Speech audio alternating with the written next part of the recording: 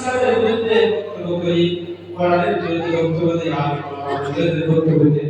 এই জিজিবার আমি আমাকে অপেক্ষা করলে সেই জিজিবারের বক্তব্য দিই। আল্লাহর বিধান ভালো লাগে, আল্লাহর আইন ভালো লাগে। আল্লাহ রাব্বুল আলামিন বলেন, আল্লাহ যে বিধান সংবিধান আমাদেরকে দিয়েছে, যে কোরআন আমাদেরকে দিয়েছে, সেই কোরআন যদি আমার ভালো লাগে তাহলে কিয়ামতের ময়দানে আবু জাহিল কুত্তা সেটার সঙ্গে জাহান্নামে যাওয়া লাগবে। চলে বলুন নাউজুবিল্লাহ, চলে বলুন নাউজুবিল্লাহ।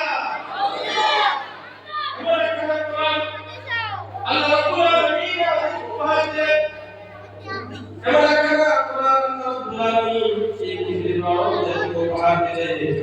যে কোরআনে কারীমে আজ থেকে 1400-1500 বছর আগে আল্লাহ রাব্বুল আলামিন কোরআন বলে দিয়েছিলেন। আজ থেকে 1400 বছর আগে কোরআন জাতিকে উপহার দিয়েছে। একমাত্র ভুলও এই পৃথিবীর মানব এই কোরআনকে করতে পারে নাই।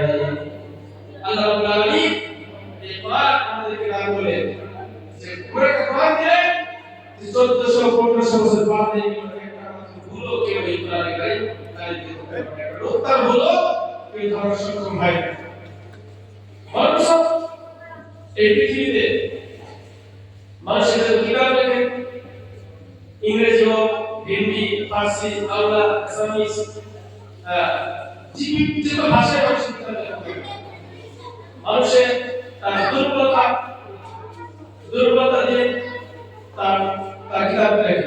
কিতাবের সূচনা লেখা থাকে যে এই কিতাব লিখতে গিয়ে আমার ভুল হতে পারে, সামান্য ভুল হতে পারে, প্রেক্ষিকে ভুল হতে পারে, কারণ সেটা ধরা পড়লে আমাকে জানিয়ে দিলে তার সূত্র করতে বাধ্য হবে।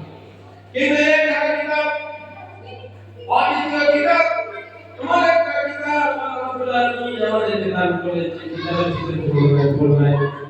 কিতাবের পৃষ্ঠা খোলা মাত্র আল্লাহ পাক বলে দিয়েছেন, যালিকাল কিতাবু লা রাইবা ফীহি।